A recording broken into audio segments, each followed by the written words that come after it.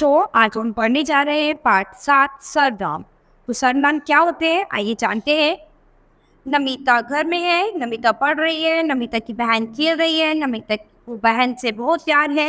ऊपर दी गई पंक्तियों में नमिता शब्द बार बार आया है जो कुछ अच्छा नहीं लग रहा। यानी एक ही शब्द को अगर हम किसी के बारे में कोई बात बता रहे हैं, बार बार हम उसके नाम का प्रयोग करेंगे तो वो अच्छा नहीं लगता। अब हम इन्हीं बातों को फिर से इस प्रकार लिखते हैं। नमिता घर में है, वह पढ़ रही है, उसकी बहन खेल रही है, उसे अपनी बहन से बहुत प्यार है। क्या है, अगर हम इस तरह से पढ़ रहे हैं तो कुछ अच्छा लग रहा है ना। यहाँ नमिता शब्द का बार बार न दोहराकर उसके स्थान पर वह, उसकी, उसे, अपनी आदि शब्दों का प्रयोग किया गया है।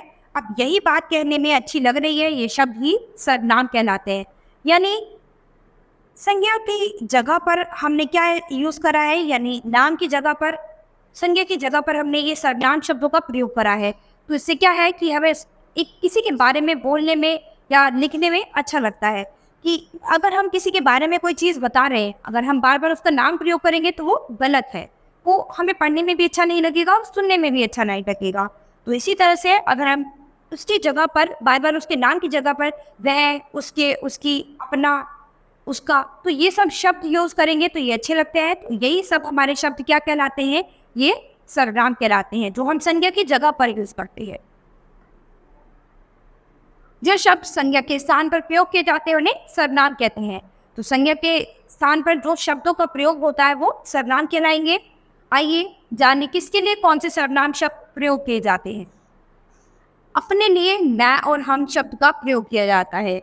जो कुछ दूर है उसके लिए वह और वे शब्द का प्रयोग किया जाता है। दूसरों के लिए आप, तुम और आप का यूज करोगे, और जो पास ही है उसके लिए यह और ये का यूज करोगे।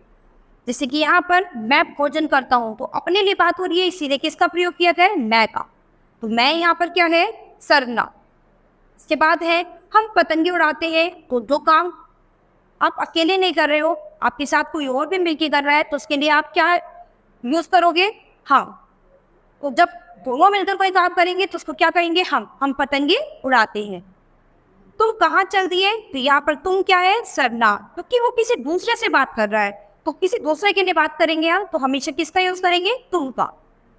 इसके बाद है मिसाल कर रहे हैं, तो जब साथ में सब एक साथ का कुछ कर रहे होंगे तो क्या है, और उसके लिए कोई सामने, आपके सामने कोई काम कर रहा है और आप उनके लिए, और वो बहुत सारे हैं, तो उनके लिए क्या यूज करेंगे आप, वे। तो वे सैर कर रहे हैं। यह मेरी पुस्तक है, तो क्या है, ये आपके पास है, एकदम दूर नहीं है और आपके हाथ में ही है, और आपकी भी अपनी भी है, तो आप क्या कहेंगे, यह मेरी पुस्तक है, क्योंकि वो आपके पास है। लेकिन अगर वो दूर होती तो आप क्या कहते, वह मेरी पुस्तक है। अगर दूर रखी हुई होती तो आप उसके लिए वह का प्रयोग करते। वह सो गया है, क्या है, अभी आप इस बच्चे से काफी दूर है, ये आपके हाथ में नहीं है, बिल्कुल पास में नहीं है, तो आप क्या कह रहे हैं कि वह सो गया है। तो यहाँ पर ये नहीं कहेंगे कि यह सो गया है, बिल्कुल आपके बगल में नहीं सोया, तो इसीलिए आप क्या कहेंगे कि वह सो गया है। यानी अगर आप, कोई आपसे थोड़ा सा दूर होगा तो उसके लिए आप वह का प्रयोग करेंगे।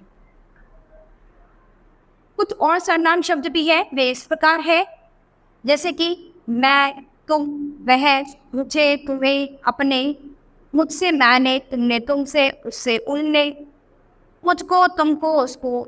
ये भी शब्द है। तो हमने जाना संज्ञा का अर्थ है नाम, जो शब्द आते हैं उसके बदले वे कहलाते हैं सर्वनाम। आप जानते हैं कि संज्ञा का क्या अर्थ होता है, नाम, और जो उसके बदले में आते हैं, उनके शब्द के बदले में आते हैं, वो क्या कहलाते हैं, सर्वनाम। बच्चों, यहाँ आप सर्वनाम के बारे में अच्छे से आपने पढ़ लिया है कि सर्वनाम क्या होते हैं, जो संज्ञा के स्थान पर प्रयोग करते हैं जिन शब्दों को हम, वो हमारे सर्वनाम कहलाते हैं। तो बच्चों, आज ही हमारा पाठ यही खत्म होता है। अब हम अपनी नेक्स्ट क्लास में मिलेंगे अपने नए पाठ के साथ। धन्यवाद।